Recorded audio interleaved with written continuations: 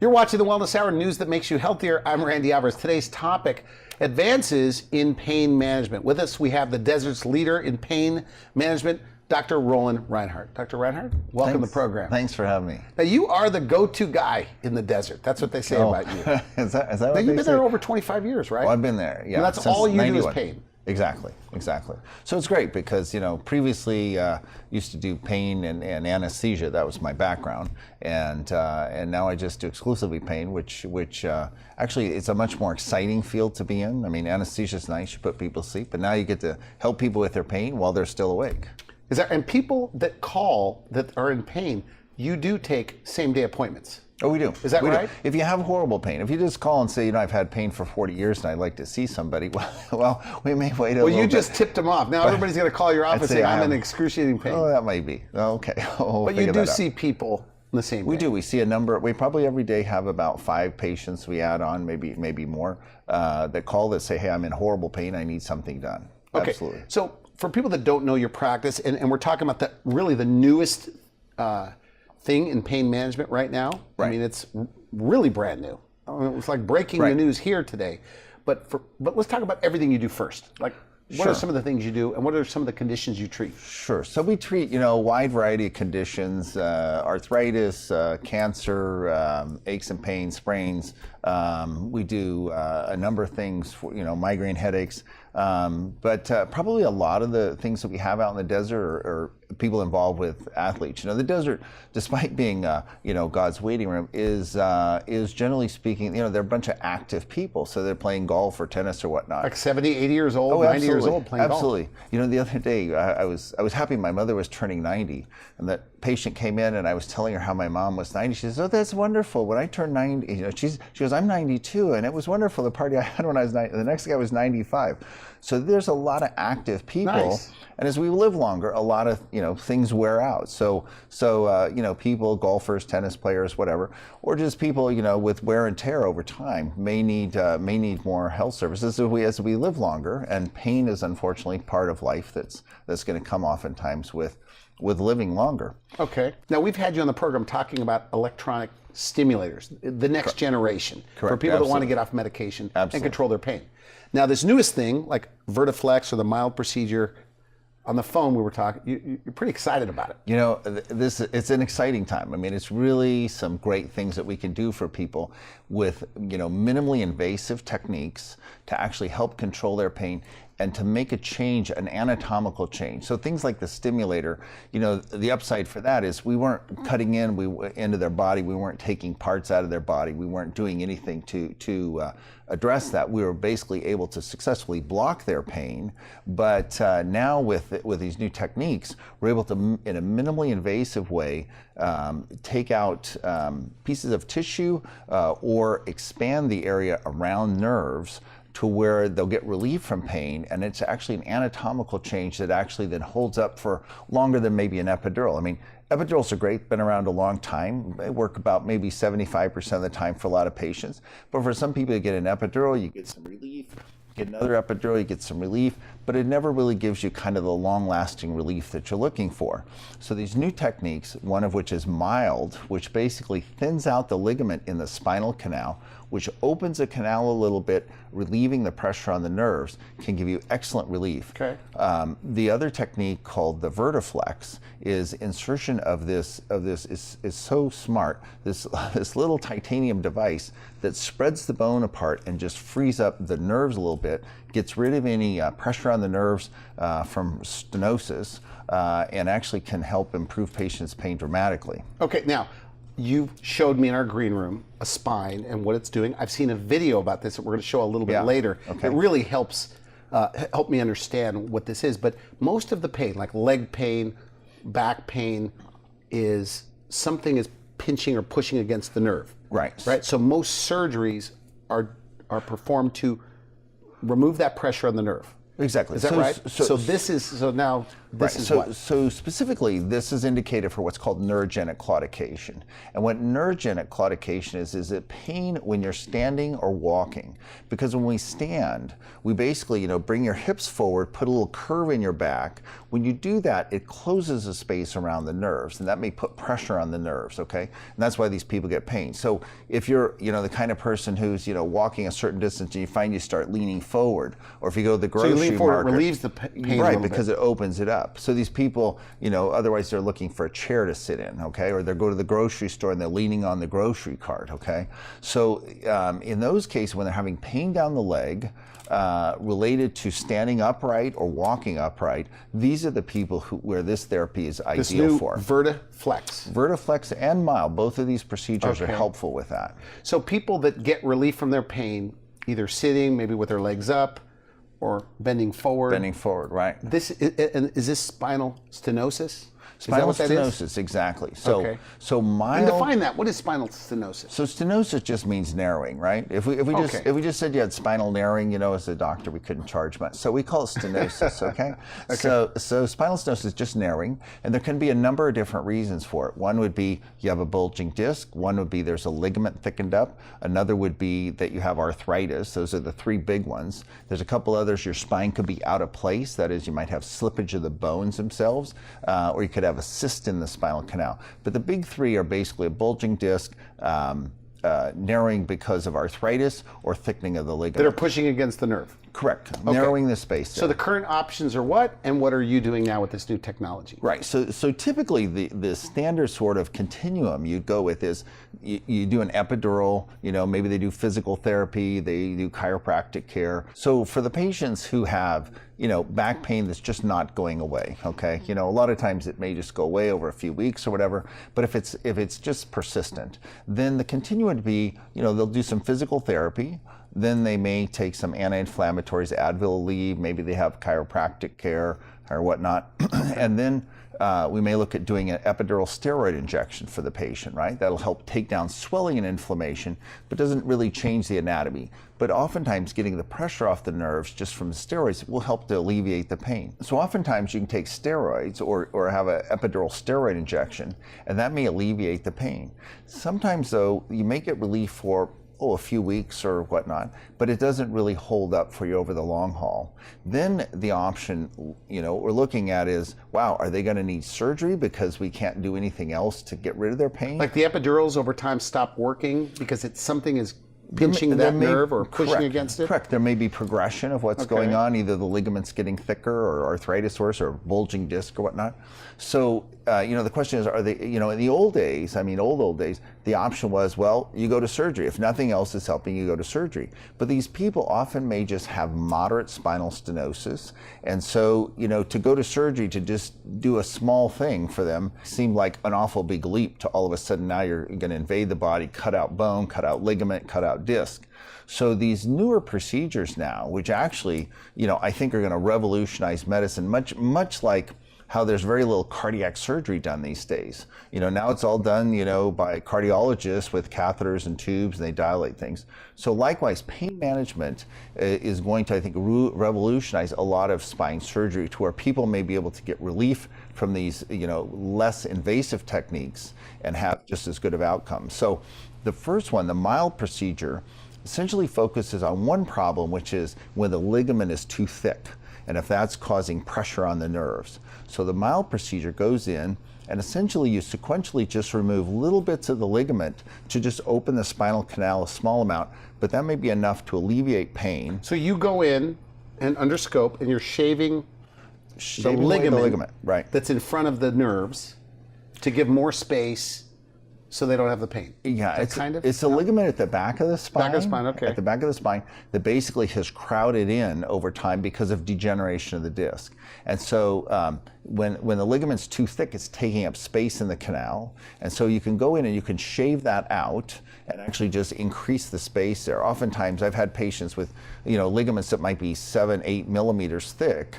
You resect that down to 2 millimeters. You just added 6 millimeters to the epidural space. So all the patients we have, and interestingly, the mild was approved by Medicare, done a lot, then Medicare pulled it back and wanted to have it restudied. We were part of 15 centers that did the restudy, and the only way people could get it was to basically be involved in a study. And all the patients that we treated in that, all of them had significant improvement in their ability to walk, stand, and basically improvement in their daily activities. So this is just the newest in minimally invasive spine surgery in a way.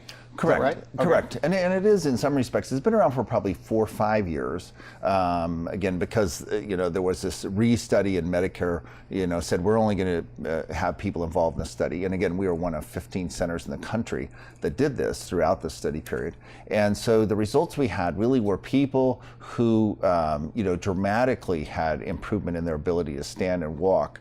2 of them I can think of it. And interestingly, they seem to be more of the overweight patients. One of whom was like not a candidate at all for surgery, and these people had their time that they could stand was maybe 5 minutes. It was very restricted. Life sort of occurs in 15-minute increments. In 15 minutes, you can get up, make a sandwich. You can, go to the bathroom, whatever. But when you're, you can only stand for 5 minutes or so. You're not going to do much in life. So these people, their ability to walk further, their ability to stand was increased probably 6-fold. So it's a dramatic difference in improvement in their life. With that technique. I don't think I understood this concept until today. So everything when treating back pain, especially if it's coming from the nerve, that it's to try to push your tissues, your body away from that nerve. Is that right? Well, it's to open up the space. So that way the nerve is not pressed on or irritated or rubbed. Exactly. So surgery, the first part of surgery is always, if you're going to have surgery, it's called decompression. So the problem is that there's too much pressure on the nerves, kind of like a pressure cooker. And so it's being squeezed by the anatomy? Correct. Okay. Correct. So what you're trying to do is open the space and just free up the pressure on the nerves, get the pressure off the nerves. All right.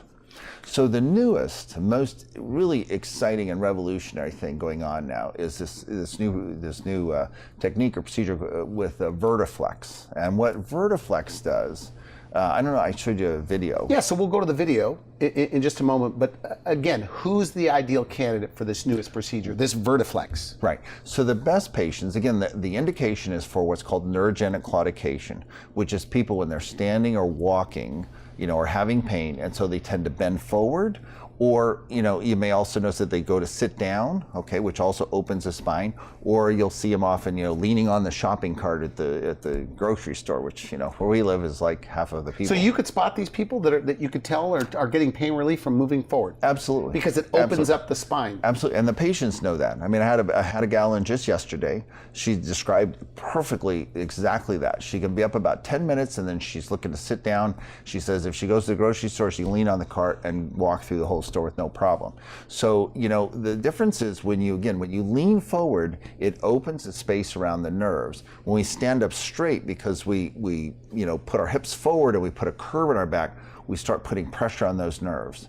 So what's great about this Vertiflex is it basically holds the bones apart, leaving more room for the nerve, just like you would if you were sitting. So even though you're standing, those segments of the spine are kept from closing down, and that alleviates the pressure on the nerves. Okay, now let's go to this video. And I'm going to tell you, anybody watching this is like one of the best animated videos I've ever seen. I mean, it's excellent. Really, it helps you really understand this. So let's go to the video. It's about 2 minutes long, a little more than 2 minutes, but it's really good. Great. Let's go. The procedure can be performed in either the hospital operating room or an outpatient surgical center. This simple procedure is done through a small incision made in your lower back. The superion implant is placed between the vertebrae and holds them open. This relieves pressure on the nerves in the spinal canal. When the superion is placed, the device arms are opened and surround the spinous process. This helps in preventing the potential of the superion from dislodgement. After the procedure, you may enjoy significant reduction in leg pain within the first few days. Your doctor will review post-operative care guidelines with you. This will let you know how to care for the surgical site after the procedure. Your doctor will also talk to you about limiting your activity levels immediately after the procedure and how to increase activities as you heal. Certain risks are associated with the use of the superion. Consult your doctor for full information regarding these risks. If you have been living with leg pain from moderate lumbar spinal stenosis, you know the toll it can take on your day-to-day life. Superion is a new medical treatment that may allow you to have a more active future. Start enjoying your day-to-day life again. Wow. I mean, it looks pretty easy. So you implant that at your center? Absolutely, absolutely, yeah. So the great thing about this is it can be done in an outpatient surgical center. You can do it in the hospital as well. It's a lot less expensive to do it in a surgical center. The patient has minimal anesthesia. It can be done almost with just local anesthesia or very light sedation. So you're just kind of clamping it open a little bit. I mean, you're just opening it up. Exactly. Like mimicking what they feel like when they're sitting down. Exactly. Or leaning forward. Actually, it's really brilliant. I mean, it's so simple. You know, in life, there's some things that are just like so simple. It's just like brilliant. So it's the great thing is over a 6-year study, very good improvement in pain. About 80% of patients, even at 6 years out, have relief of their pain. There are some patients it doesn't work for, but by and large, the patients, again, it's patient selection, it's getting the right So patients. you can spot this on imaging. You can say, wow, this would probably be good. Right, so we're going to get an MRI, and we're also going to take x-rays of them bending forward, standing up straight, and bending backwards, because we want to make sure there's no instability in the spine where the bones might be moving around. Again, you know, the nice thing about this, we're not even invading into the spinal canal. We're actually placing this in the back of the bones, you know, where as the video demonstrated. Like the bumpy parts on the back of your back. Right, and putting it in there. It's called the spinous process, right? All right. So as the video showed, where it's clamped on the back, so we're not actually even cutting into the spine. If for some reason you had continued progression of disease, this kept bulging, whatever, and you had to have surgery, we're not invading any part of the surgical space where the surgeon's going to go. So the great thing is you can put this in. It's simple to put in. The patient doesn't need sedation for it. There's minimal downtime. After the procedure, we'll have them just limit how much they're bending and twisting and whatnot. But it's got very limited recovery time. Nothing like having spine surgery. So the person that had to bend forward to relieve their pain or sit down and put their legs up to relieve pain, this gives them the same relief. This device is essentially holding those segments of the spine open just the same as if they were bending. How come it took so long for them to figure this out? It's great. Because you say it's an ingenious... It really is. And I think, like a lot of things, I mean, open heart surgery got to be, you're bypassing more and more vessels, and finally you're kind of going, do we really need to be doing that much? When you saw this, because look, when you look at the video, it looks very simplistic. Did you think, why didn't I think of this? Yeah. Well, don't I wish? How about Velcro too? Yeah. But I mean, is it one of those things in your industry where you're saying, wow, this is really... It really is. Well, I'm sure people come up with clever ideas all the time, and then you just kind of think, well, whatever. But actually, this product I think is going to help so many people, and in particular people who you have epidurals. I mean, I see this in my practice. Yeah, give me a scenario of who would really benefit from this. Yeah. So we have we have a number of patients that we've given epidurals for, and I always feel bad if they say, well, I had an epidural, a year ago or whatever, and I just kind of still had pain. It didn't really help, so I just stayed home, and maybe their primary care doctor gave them some pain medicines or something. And I feel bad for them. I'm like, well, why didn't you come back? I mean, there's other things we can do for you. And now we have something. So epidural is just the starting place. Yeah, epidurals may. But if it keeps wearing off fast, then you could do something else about it. Exactly. That's where you say you feel sorry for them. Exactly, and it's something that's much less than having to do surgery. People who have a surgery, have a laminectomy, the reoperation rate within 2 years is anywhere from about 6 to 34%. So I see that all the time, and I will admit, my view of surgery is somewhat tainted, and I will say, if you need surgery, you need surgery. So don't think that just I'm saying you can avoid it. Laminectomy, I learned the name about an hour ago from you. Right. But this is where they cut the bone. They'll cut away the bone to take the pressure off the nerve. Right. And so what? But then you're messing around with you're with the physiology of the person, and you could potentially make the spine weaker. Well, you're taking out, kind of implied. Right. I mean, if you think about it, the bony part of the spine is there to support the nervous system, the spinal cord. Okay. So if you start taking out a lot of that bone, then you may have to go in and do a fusion to stabilize it. Eventually. Exactly. Well, maybe eventually, or maybe the first time you go in, maybe you do a fusion, because the natural history. I mean, the surgeons know the natural history is that there's going to be deterioration. So if by removing that little bone, if you just take out the bone, the patient may have symptoms come back again. So when I see these commercials with the little Band-Aid, right? Is that what they're doing? That's the bone procedure we're talking about, where you remove the bone? Well, you know, for the people that do the little Band-Aid, if you will, they are sort of, let's say, admitting that to go in and do a big surgery, and there may be an indication for doing that, but their feeling would be a lot of surgeries could be a lot less. The trick with spine surgery is always to do enough and not too much. So the people who are doing, you know, minimally invasive kind of procedures, and you can get that done by, you know, a number of surgeons. There's one company advertised a lot, but a lot of surgeons will do those minimally invasive procedures. They will recognize and they will tell the patient, look, we're just going to fix this one thing. There's other things that may happen. So when you do less procedure, but you're still taking out bone, you're still taking out disc, you're still structurally adjusting that space, then you may have a chance that other things are going to deteriorate, okay? So with this device, we're not cutting anything out. We're basically just supporting the structure that's there. Like scaffolding in a way, or some kind of... Could be precisely like that. We're holding it open so that the pressure's not on the nerve. And how long could it last? So far the studies go out to 6 years, and really? with the same kind of results in terms of relief, particularly leg pain, about 80%. And additionally, while leg pain was a primary thing we're looking for to try to get the pressure off the nerves, and that would give you pain down the leg. Additionally, though, people with back pain, there's about 68% or so people out 5 years still have relief of back pain as well. So the primary thing was the legs, again, 85% or so relief of pain in the legs after 5 years, but also back pain, about 65% of people at 5 years have improved back pain. So this is great for leg pain, like sciatica. That would be the primary thing, right. And you get, I want to show a little bit of that clip one more time for people that are just tuning in. We're talking about the newest implantable device to, I guess, relieve pressure that's caused from something pinching the nerve. Stenosis, right. Or stenosis, going in, that's what stenosis from any is. reason whatsoever. Okay. Yeah. Whether it's a disc or arthritis or whatever. So what we're looking at here, you just do the procedure, implant that little, that's Correct. what we're looking at. Correct. Just implant it in, it opens it up. Right, and it's a very simple procedure to do, done again with just, for the most part, local, little bit of sedation, you know, very different. You know, even with the smallest laminectomy, they're going to put you to sleep. Even the smallest minimally invasive surgery, they're going to put you to sleep. This doesn't require for you to be put to sleep. So people who, you know, are too debilitated, maybe they have other health conditions, they could still have this procedure. And I think those are a lot of those people who, you know, are sitting at home going, oh, there's nothing can be done. The surgeon told me nothing can be done. Well, you know what? Something can be done. And people don't want surgery.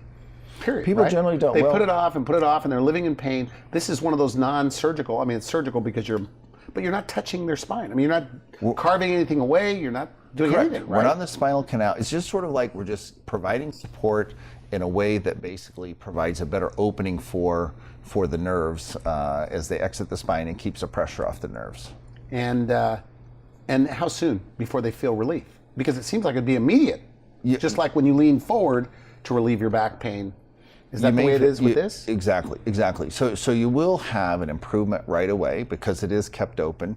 There are some patients who will have some back pain. In our experience, the patients we've had, some of them, about 6%, have some back pain temporarily after you put in the device. Again, you're putting a device up against the bone, and bone has some nerve endings. But typically that resolves within a very short time. And so I think it's really I won't say a miracle, but pretty close to that in terms of, you know, what are your options? You know, were the options where you had shots? Okay, can't keep having shots. What are you gonna do? Take narcotics? Okay, well now there's the problem with addiction and so on.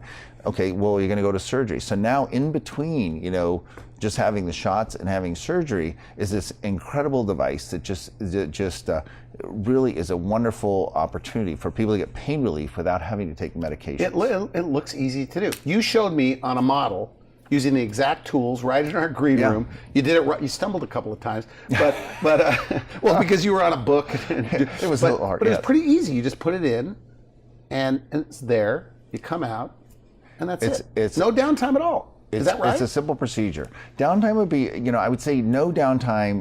You just want them to take it easy. Some limitation. Yeah, we don't want people, going out doing, skydiving. And what is that called, by the way? What is it? So when they ask for this, when they call your office, what is this called? It's called Vertiflex. Vertiflex. Vertiflex is a product. It's made by Superion. A year from now, you come back on the program, and you've done a lot of these. Yeah, hundreds. You're going to have story after story after story. I will. Is that your prediction? I will. This will be the best thing you do, you think? Like this the is newest going to best be thing? This is going to be the best thing in terms of giving people consistent relief over a long period of time, and something much better than just doing an epidural. Okay. I mean, we'll do epidurals, we'll see if they get better, great. But if they don't, we now have another option for them that will allow them to get good relief of their pain, again, from neurogenic claudication. So it's a great option. And you work with the orthopedic or the spine surgeons in town. So if they're not a candidate, you're going to send them for surgery. Because you told me clearly in the green room that if they need surgery, you're going to... Oh, absolutely. If there's a clear indication for this, it fits in a very clear space. I think a lot of people are going to find that this is an option. Firstly, this is an option they never had before. So now you have this option, and I think a lot of people who either stayed at home and said, I'm just going to put up with the pain, or taking narcotics, as opposed to having surgery, or those people going to surgery now have an option to say, hey, you know what, I'll have something less than a major spine surgery. So it's a wonderful option. But the problem with all these procedures, like even with back surgery, is you got to redo it all the time. Is that the case with this? Yeah, well, so for this procedure, which again, are minimally invasive, people that may have to go to operation, okay, or reoperation, whatever, the statistics show that in 2 years, about 14% go to reoperation.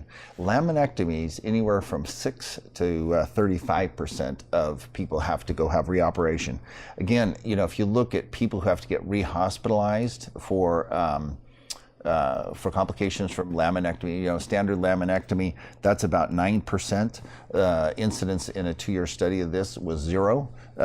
Causes for stroke or heart problems, wound complications, neural injury, about 2.5% for standard surgery, wound complications 3%, heart or stroke problems about 3%.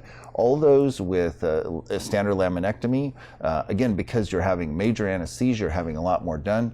With this, 0. We have about 30 seconds, but what are the spine surgeons or the orthopedic surgeons saying about this new procedure? Yeah, so I showed this to a neurosurgeon, and they thought it was actually incredible. And the nice thing about it is that it's not really, the surgeons will have plenty of work to do. I mean, there's still people going to have problems. But what it will do is patients where, they had minor problems that they really don't want to operate because it's, like it's too early, the disease isn't bad enough, now they don't have to do those kind of cases. So now we can use this to bridge the patient. If they progress, then the spine surgeons, have those cases. So it's really, again, just a great tool, for everyone in medicine. And I truly believe all doctors want everybody to feel good. Okay. So and not with narcotics, but they want them to feel better and have the best possible outcome. So whether it's this or whether they need surgery, basically it's the best option for everyone. So as a quick recap, so for people that have back pain and they get relief by bending forward or sitting down,